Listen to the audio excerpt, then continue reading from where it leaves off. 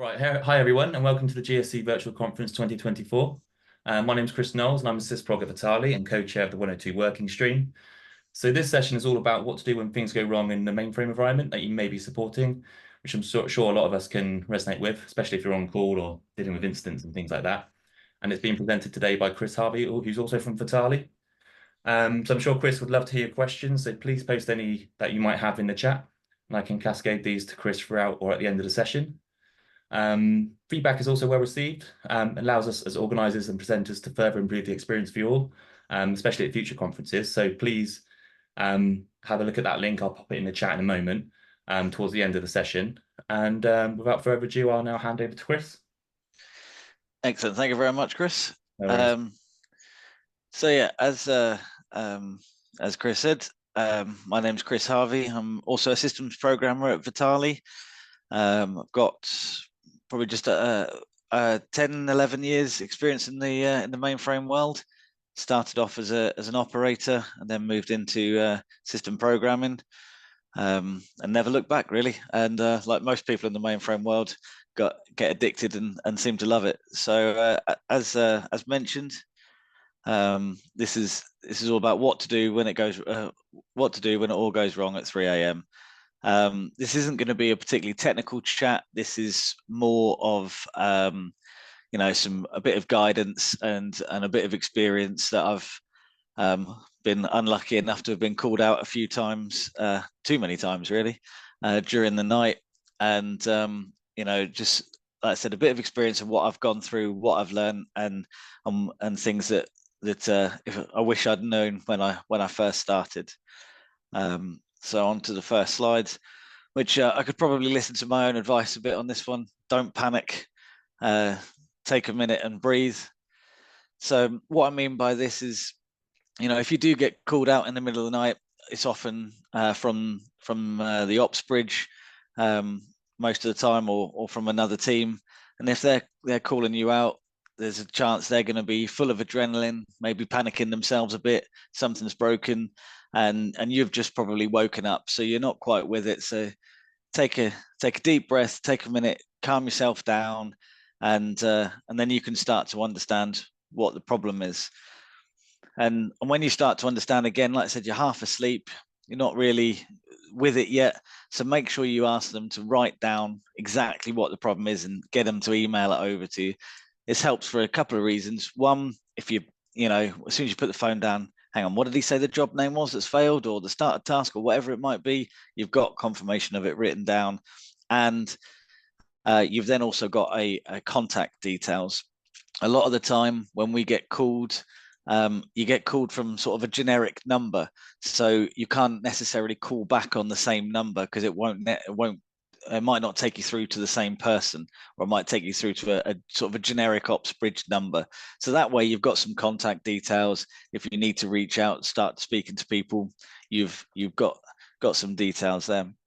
It's also a really, really good idea to make sure we can find out what's the actual impact of the problem, not only now but the future impact. And the reason I've put real world is a lot of the time people will say, this job is failing, and it's causing this batch problem, or it's causing these other problems. It might be causing a kicks problem, and you might not understand what that means. What does that actually mean? So if you're a big retailer, for example, is this stopping people actually hitting order, which is a direct business impact, or even worse, is the website down? What is the actual real world problem? And therefore we can start to gauge the priority of the issue. And you can start to work out how long you might have to fix the issue. So if we start to think, the current problem is a job's gone down, and if it's part of the critical batch overnight, and if we don't get this fixed, then it might delay the start of day procedure, which involves bringing up kicks or DB2s or whatever it might be. So that's quite a large impact and very time dependent. So we know that we've really got to hit the ground running, and then we can start. Or it might be the other way, that a job has failed, and does this really need to be now? Can I go back to bed? Can this be left till the morning? So if we can start to get that information, we know, like I said, whether we need to spring out of bed and run to the laptop, or whether you can put the kettle on first and make yourself a cuppa. I always think it's a really useful bit of advice to start a timeline of events. And I don't mean that we need to write down every little thing you do. Just a notepad on the corner of your desk, scribble down got called out at 3 a.m, logged on at 3:05, and I try and keep this up to date as we go on. But I'll go into a bit more details of that. But yeah, when you start getting logged on, make sure that you just start scribbling down a few notes of just some timestamps of when you're doing bits and pieces. And like I said, I'll go into more detail later on. So once you've got the email, hopefully whilst they're on the phone, they might suggest about joining a Teams call or Google Meet, Zoom, whatever it is they're using. And if not, say to them, can I ping you on whatever chat you're using, Slack or whatever it might be. Might just be with the operator. There might be other teams involved. It's obviously we need to have as much communication as possible. Again, later on down the line, when we start coming to fix things, we can talk about what impacts might be if we need to make changes, how that could affect other bits and pieces. And that also will help with the timeline, because if you've got a chat going, you can see when you started to look at the problem, and when towards the end of the event, you can sort of look back through the chat and you'll see certain bits when you've said to the operator, right, I'm now going to try and do so and so, I'm now going to try and rerun the job, or I'm going to do this. And so that becomes your timeline, if you like, because you can see at what part of the what times you started doing different pieces of work and that. But yeah, don't panic, it'll be all right. Logs. There's sort of two different ways to think about this. Obviously, logs is, as we all know, is the first place you start to look to find a problem, get more information of what's happening. But it's also really crucial to take copies and backups of these. So, for example, as I put here, take a copy of the syslog. The reason around this is, different people, syslogs, take an SDSF, for example, and the same with SysView, they scroll off. Some companies might have a log that lasts a day or two. Other places might have it where every 15 minutes the syslog gets rolled off into a GDG or another data set. And if you're spending a bit of time on a problem and you want to go back and see what the original error was, it might be that the syslog has rolled off and then you can't find it. Or you rerun the job and get an error code and you think, was that the same output that I had the first time, when they called me with the problem? And you can compare. But if you don't take a copy of that, then that data might be gone. Again, I'm not going to go into technical details of how to do this. There's plenty of guides online, but in SDSF, you can do a print and then just take a copy off from in between a time window. So you can put, when for example, the job failed, a couple of minutes beforehand, put in from then a sort of 15-20 minute window, and you can save that off into the data set. Once you've got it, you then know exactly where to find it as well, which makes it quicker, and you haven't got to try and scroll through pages and pages and pages of syslog trying to find the bit of output that you wanted to find. You've got a copy of it and the bit you need in a data set saved away. Equally, the same sort of thing. Again, if we're talking about job failures or maybe a started task has fallen over, Kix might have a problem. Let's take a copy of the output, because again, depending on the environment you're at and the company you work for, some output might stay on SDSF for days or weeks. Others might last 5 or 10 minutes before it gets deleted or put into another output manager. Again, you've then got to spend time going and finding where that output has gone and what's happened to it. Straight away, if you you can print it from SDSF or XDC next to the output, and again you can take a copy of it and put it in a data set under your high level qualifier.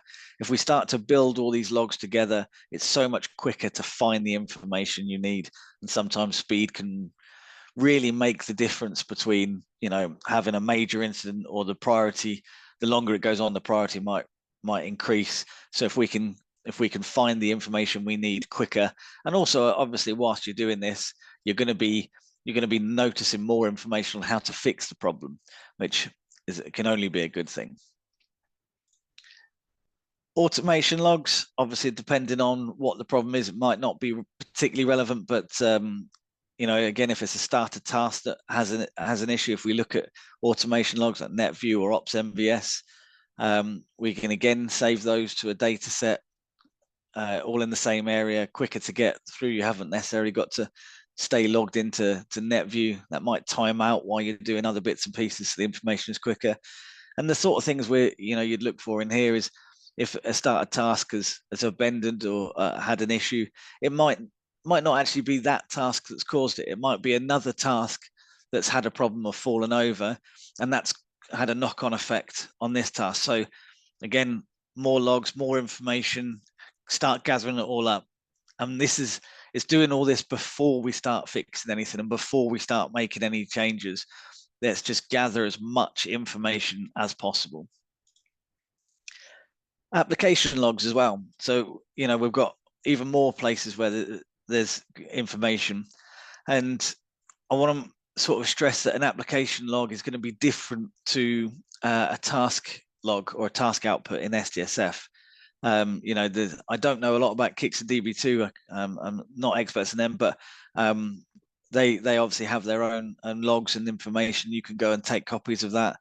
For example, with TWS, in the task itself, you'll obviously have the and the task output, you'll have, you know, what time it started, the error code, the original JCL as well, which is sometimes very handy, and the output.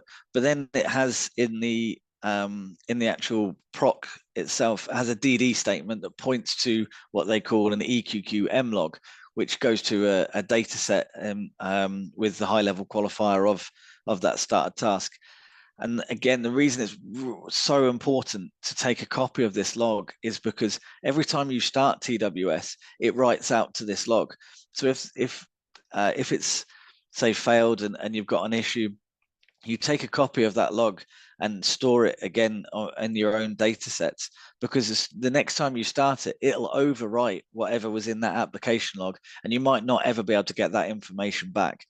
So crucial to make sure you've got a copy of all of this information. So it'll not only help you fix it quicker, find the information quicker, you've then also got, you know, if the next day somebody says to you, well, Chris, why did you make this change, and what was the reason behind, you know, you doing this? And you can say to them, look, here's the information I had available to me at the time. I went through this. This is what the syslog looked like. This is what the application was showing me, and therefore I went and did this. If you just say in the morning, well, it had this error, and they go, okay, well, what was the error message? Oh, I can't remember. You know, it's not the greatest thing. So if you've got copies of all that, you've got it stored, and then you can sort of review and do a bit of a post-mortem afterwards. You know, could I have done this better? Could I have done this quicker? Did I make the right judgment calls? But if you don't keep a copy of all that, you'll never be able to go back and review it, or use it to teach, you know, other members of the team. You know, guys, I got called out with this. If you see this, you know, if you see these error codes, I did this and it worked, or I did this and it didn't fix the problem. You can then, you know, use it as a really good learning environment. And of course, any dumps that are created, we're going to want to take copies of that. As it says, you know, it might be a case of you've done an upgrade and it's not quite worked. There's actually an issue with the product or with our environment, and you've backed out. If we take a copy of the dump, the next day we can raise the vendor ticket, and the first thing they're going to ask for is, well, can I have a copy of the dump? And if you didn't take a copy of it, it might have gone, been another dump might have come along and overwritten it, and then you're in a difficult situation where you might have to cause it to fail again in order to get the dump, which may result in an outage, and you may be in a situation where you've got to go to a change board and say, look, I need to purposely break this and cause an outage in order to get the information that I forgot to capture and forgot to take a copy of last time in order to fix the problem. So yeah, the overwhelming thing is make sure you just keep a copy of all the information that you can possibly think of. And there's other bits and pieces of these, but these are the main ones that are fairly generic across almost all problems. But even if you take multiple copies of them, I'll take a copy of the application log with a timestamp on it, and then I'll try again, and then I'll take a copy of that again under a different timestamp, so we can see the progression of how we're working through the problem. And again, we can see what works, what didn't work, what we need to change, and move forward that way.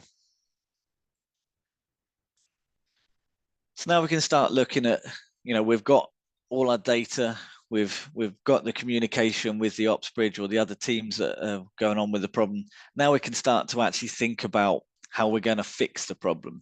We've seen, like I said, the information in the logs, start to understand what the issues might be, but it's very, very easy to get sucked into the wrong going down the wrong areas. I've put here, don't treat the symptoms. And so what I mean by that is there could be, you get called out, this job has failed on space. So you go, okay, that's no problem. We can have a look at the space requirements, have a look at the JCL, increase it from 200 to 300 cylinders and resubmit the job. But that's not really looking into what the root cause is. Yes, it might fix the job on the short term and might get it going. And I'm not saying that's a bad thing. It might be a case of, right, let's get that job fixed and then look at the root cause. But we maybe need to just, if the time allows us, to spend 5 minutes thinking of what the root cause could be. And it could be that, hang on, this job has ran successfully every day for the last 6 months and never needed more space. But now all of a sudden it does. What's the cause of that? What might be the reason why we're having more data in this particular part? Is it that another job hasn't done its part correctly, or that it hasn't cleaned out a data set? It's running on old data, maybe. Maybe this job works on a GDG basis, and it's the new GDG hasn't arrived, and therefore we've got incorrect data. Or it could be that just by increasing the space and rerunning the job, there might be a job further down the line that uses that data that is also going to fail because their space requirements are the same. So just by fixing the symptoms of the issue and not looking for the root cause can lead to further issues. And as I said, we need to be sure that what we're identifying is the underlying issue. And again, if we increase space and just rerun later on down the line, are we gonna run into filling up storage pools and having further issues like that?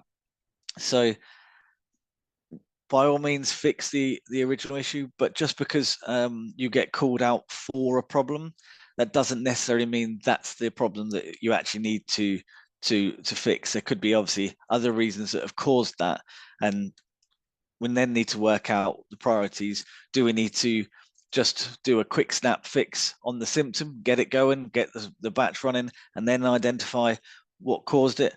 Or using that time to work out what the underlying issue is. And then the same when it comes to fixing the problem. Is the solution you're gonna do, as I said, fix one part of it or all of it?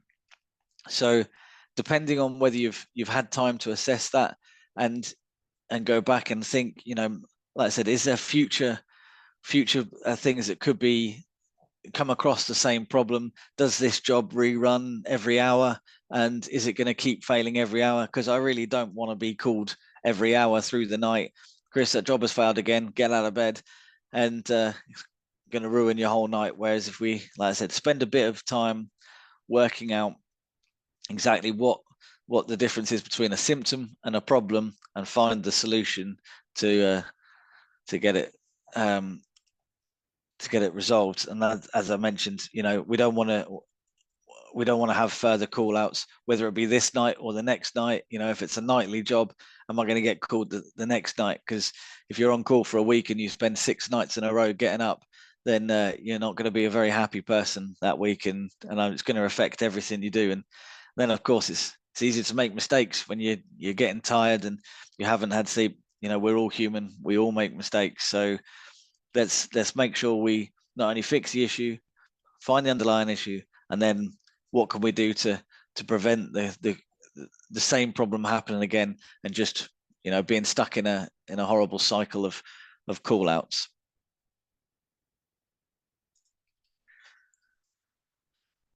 Authorization. Now this can be quite tricky, because there's not always a lot of people at 3 o'clock in the morning to ask for authorization to do things. So this really comes down to making sure before you go on call, that you understand what you're allowed to do and what you can fix ad hoc, what might be able to be covered under an incident, what might be able to be covered under a change. And if it's just a simple job fix, then you can tweak the JCL and get it fixed. But if it's something that could have an impact on other areas of the system, maybe you need to just stop, think, hang on, do we need to go and get this authorized before I can proceed? This is a particular bugbear of mine. So before we make any changes, whether we're authorized or not, make sure you back up everything. And I literally mean everything. It doesn't matter to me if you're changing one comma in a JCL or changing the space. It is so important to make sure you have a backup of the original JCL. Yes, it might be broken. Yes, it might not be working. Even if it's, something like I said, you're called out, start a task is down because it, can't find a data set that doesn't exist. I know it doesn't work, but unless you take a backup, you're not going to be able to get back to that original state. Even if it's a small change, then you rerun it and you think, oh, actually, now that I need to make the same change in a future step, another small change, or it's another small change in another future step, another change. Before you know it, 3 or 4 small changes mean, actually, this now isn't the right approach to fix it. I need to go back to the start and go down a different avenue, but I can't remember how to get there.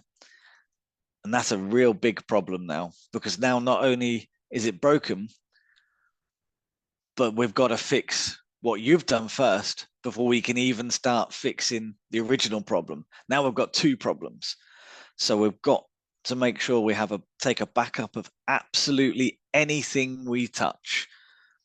Therefore, we can make sure we get back.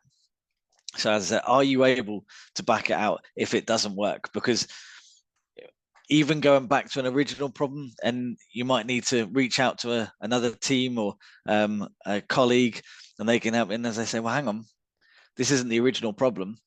I'm not sure I can help you with this because we're now looking at a different problem. It's an awkward place to be. As I said, do your actions need approval? Are we going to be in a situation where the next day you've fixed a problem and you should be really happy with yourself, but actually you're getting a slack across the back of the hand because you've made a change which really should have had authorization? It might be a security change, that something didn't have access to a certain data set or something. Yeah, you might have the knowledge to go and fix it. You might have the RACF ability to go and change something to have read access to a data set. But should you be making that change at 3 o'clock in the morning? Is that the right action to be taken? And like I said, it comes down to individual shops. Different places have different rules. Some are more strict than others. And you need to know what your boundaries are. And that sort of comes on to what are the risks. If I make some changes, is, like I said, could it affect other areas?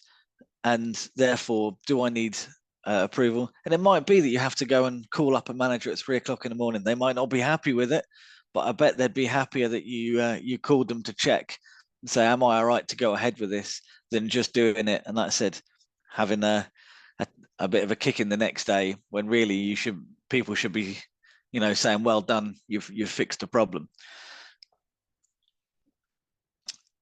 So we've weighed up our risks. We've worked out if we need approval.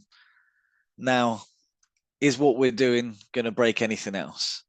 Because we can fix our problems, chuck it in, and then, or hang on, as I said earlier, I've increased the space here, and now I've caused problems I've filled up that storage group, and now loads of jobs are failing. Or I've changed some rack F access, and now other jobs are failing because they don't have access, or the data's not quite right because things haven't gone correct. So we need to think of the whole environment. As I said, work through, can I get back to where I was? Am I all right to do this without approvals? What are the risks, and what else could happen as a result of me getting stuck in and making changes?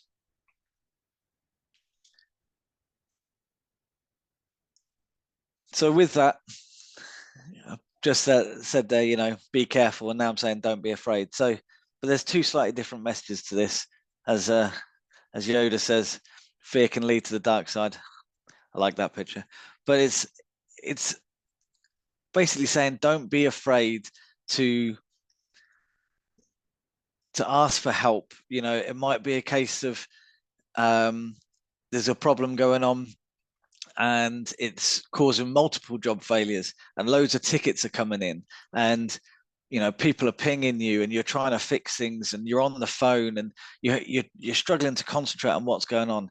There might be a case if you have to say to your operator, right, what I need you to do is all those tickets that are coming in, I need you to go into ServiceNow, whatever it is, and just start assigning all those tickets to me. So otherwise I'm going to fail SLA, and then I can start to see them and I can find the information. Or it might be you're working on a group call for a major incident, and there's another team that sat there, hands crossed, not really doing a lot. They've just been called out just in case something happens, but you're swamped.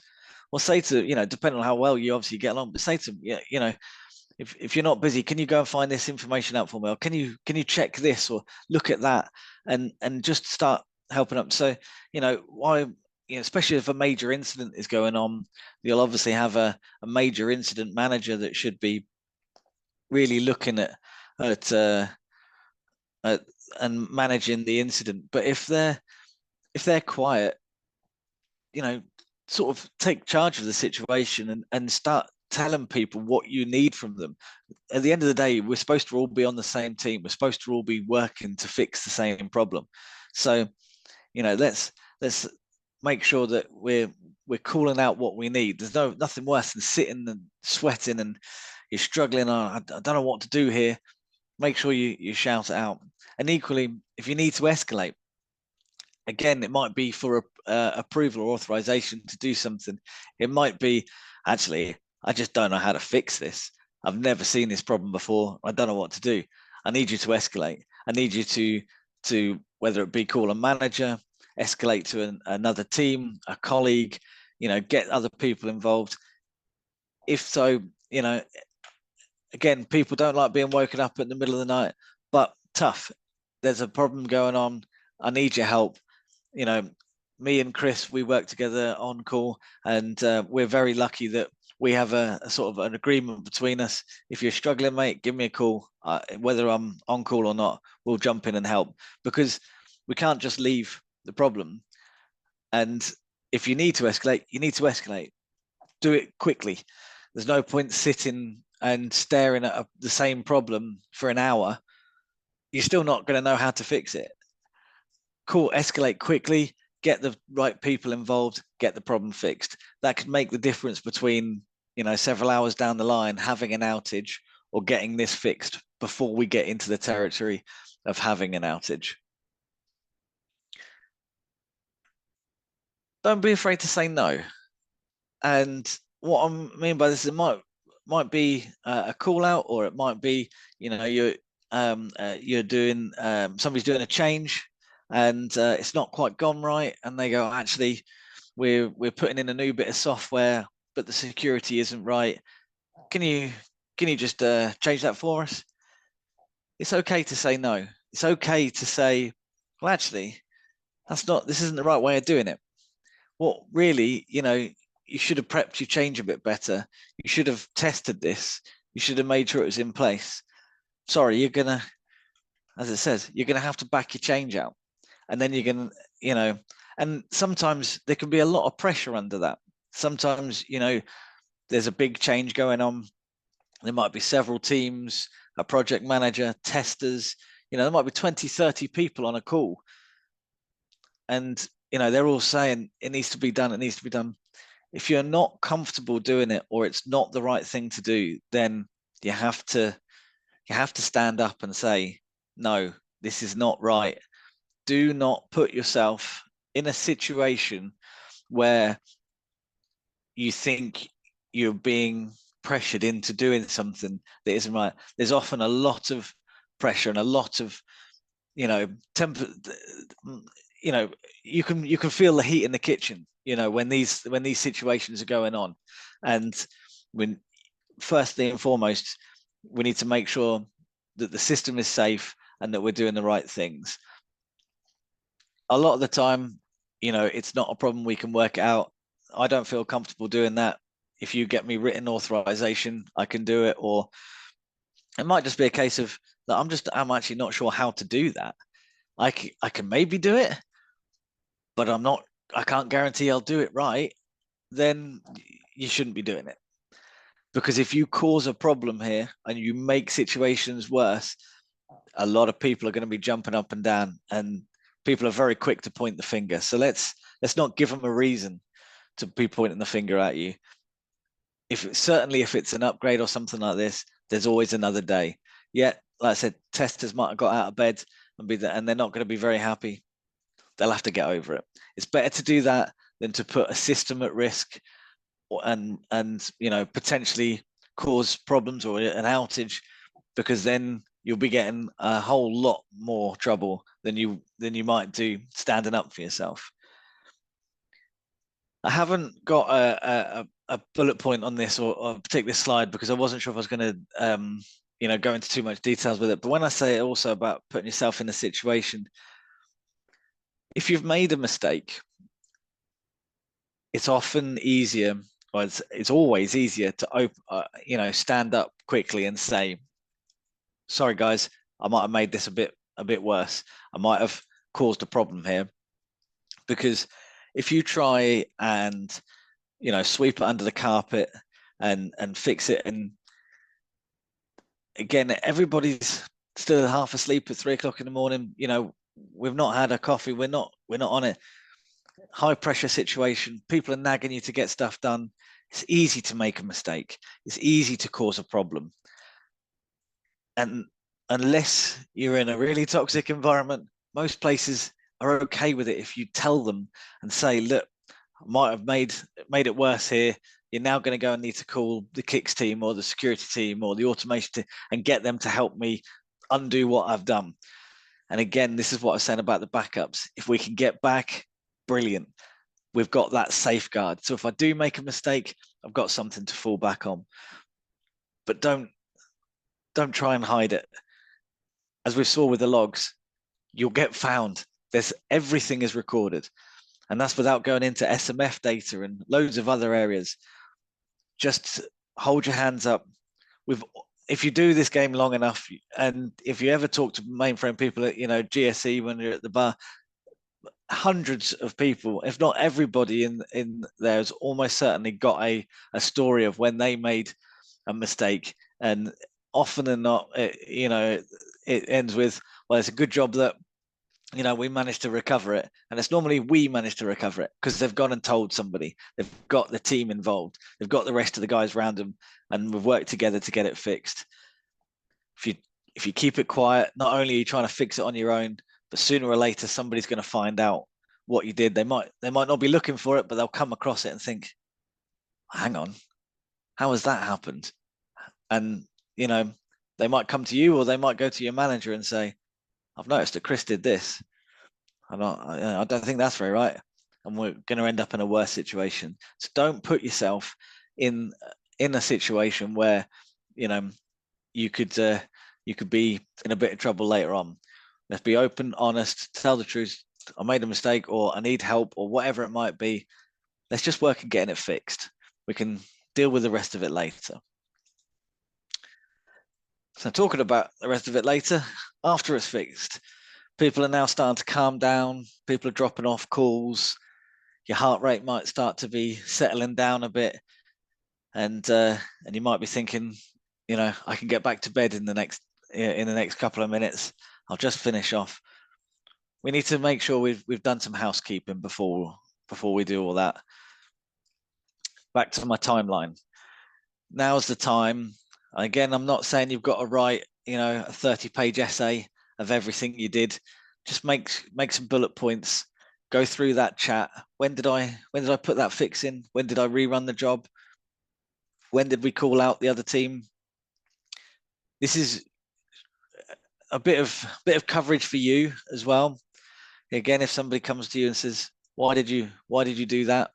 Well, under the timeline I had and the information I had, I made that decision. And you can go through it. It might be, you know, in order for you to fix your bit, you had to wait for another team to fix their bit. And, you know, they took half an hour to respond to the call out. They took another 15 minutes to get logged on. Took them another 10, 15 minutes to work out what the problem was. Another 15 minutes to put the fix in. All that time you've been sat there, hour or so, not being able to do your bit. And then the next day, somebody said, why did it take you so long to get that fixed? We ended up having to have a major incident because you didn't get it done. Well, according to my timeline of events, I can tell you exactly why. And it just gets you covered. Also, it's good for you to look back. Could I have done this quicker? Did I make the right calls? Was there bits in there that I didn't really need to do? Or was there bits in there I missed? And also use it for places like this where you can talk to your colleagues, your friends, and explain to them different bits and pieces and learn off each other. Make sure your ticketing system is up to date. Might be, and the incident itself, you might be able to use parts of your timeline to put that in the incident, and therefore everybody can see exactly what you did. You might not want to put that much detail, but we need to do something with the incident, especially if it's a call out. Often priority 1, priority 2 issues. The SLA clock is a 24-hour clock. If you leave that to the morning, there's probably a very good chance you're going to fail SLA. And then again, rather than being patted on the back and saying job well done, you might have a manager moaning at you because you haven't just ticked a box and done the right thing. Might be that there's a change that, you know, you might have had to raise an emergency change because of the approval that we were discussing earlier. Again, we need to go through, make sure the tasks in the change are closed and the change is in the correct state. Or we might need to raise a problem ticket because we didn't actually get it resolved. But we need to sort of brain dump into the problem ticket so we can come back and look at it tomorrow and work out what it was. But it's worth doing all this now because, again, it's 3 o'clock in the morning, you go back to sleep, have a few hours, and then you wake up in the morning and you think, what was that? What was that error message? What was the actual bit? You know, what was stuff? While it's fresh in your memory, it only takes 5 minutes. Again, you don't have to write huge amounts. Just get the information written down. So we're going to start moving on to, can we prevent this? I know I discussed it earlier, you know, stopping future call outs, but a bit of a post-mortem. Let's now have a look at those logs. What caused this? And can we make sure this doesn't happen again? You know, if I'm getting called out the 3rd Saturday of every month for the same issue, why aren't we preventing this? There's, you know, not only the fact that you don't want to be getting out of bed, there's often financial implications for the company, whether that's an outsourcing or even internal. They might have to pay, you know, the other members of the team to get out of bed and fix it. Let's work through what the problem was. It might just be, you know, somebody did make a mistake. I've been called out many a time by, you know, operators accidentally putting in the wrong command and causing problems. Again, we've all done it. It happens. Perhaps the way to prevent this next time is let's organize a half an hour training session with the ops to explain a bit more to them of what we need to do. Perhaps we didn't put enough information in our change, and when we wanted the another team to, like the operators, to submit a job, we didn't put in enough detail that they had to be submitted in the correct order or at an exact time, and that's what's caused the issue. So, like I said, a bit of a post-mortem, just 5 minutes. It might be, again, you have to bring in other members of the team or other teams to discuss it and go through. As I mentioned earlier, with the dumps, it might be that we couldn't fix the issue. We've had to back out. Do we need to raise this with the vendor as an actual bug? And again, that might be part of a problem ticket or anything like that. And then finally, bask in the glory of saving the day. And whilst a bit of a jokey line, this is kind of important. You should, it's, as I said, these situations can often be very, very stressful. And, sometimes they're easy. Sometimes they're really tricky. Sometimes you're awake all night. Enjoy the fact that somebody called you up asking you to save the day, and you did. You fixed the problem. Well done. Be proud of yourself. Mark it down, and next time you have a one-to-one with your manager, you can say, I got called out on that problem and I managed to nail it, and I've managed to prevent, a huge outage, or I managed to make the outage as small as possible, and I managed to prevent all these things going wrong. Tell people, make sure they know that you've done a good job. And hopefully that just gives you some ideas of what to work through. As I said, this isn't a particularly technical chat, and hopefully if you're ever in a situation where a change has gone wrong, I mean, even if it's not in the middle of the night, and stuff has happened, if hopefully a couple of the things I've mentioned, you might remember and think, yeah, let's back this up. Actually, let's take a copy of this log. I need to take a minute and just breathe here, because I'm getting flustered and I might make a mistake. Even if people are jumping up and down, I just need 30 seconds to go and calm myself, slow my breathing down, and you're going to do a better job. Be confident and enjoy the ride. So thank you very much, guys. Hopefully that was good. And are there any questions? Thanks for that, Chris. There's a few comments in the chat. I don't know if you've got access to the chat. You should be able to see. There's just some comments in there. I've also allowed everyone to unmute themselves. If anyone does want to unmute and say anything, yeah, feel free. Chris would obviously love to hear your questions. But I can give it another minute or so. Then we can wrap up a little bit early. I'd like that. What's the worst that could happen? Absolutely. But and as Chris mentioned at the start, I'd really appreciate any feedback you've got. This is actually the first time I've done a GSE presentation, so and I've got thick skin. I really don't mind negative as well as positive comments. So any any comments would be greatly received. So thank you very much.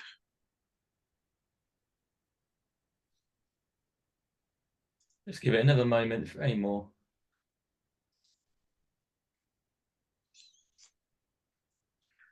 I didn't do too bad in time in the end, did I, Chris? I thought I was going to be rattle through that a bit quick, but actually 45 minutes, we're not too bad. Awesome. Right. Well, yeah, thanks, Chris. That was a great session. And yeah, thanks everyone for joining us today. And like Chris said, feedback is well received, even from the organization point of view. Obviously, it allows us to make these things and these events better in the future. And like Chris said, he's got thick skin, so hurl abuse at him if you want to, and I'm sure he can take it. But no, yeah, thanks a lot for that session, Chris. That was brilliant, and thanks everyone for joining. And we'll catch you all soon. Did you put the oh no, hang on, sorry guys. Yeah, I haven't even put the link in the chat yet, have I? Sorry. Let me just do that. Good shout, Chris. I would have completely forgot to do that. Let me get that link.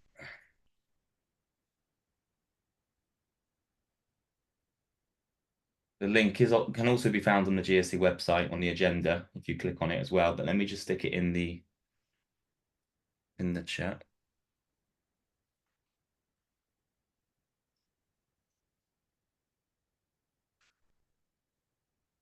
There we go. So there's a link in there now. Yeah, session 2P.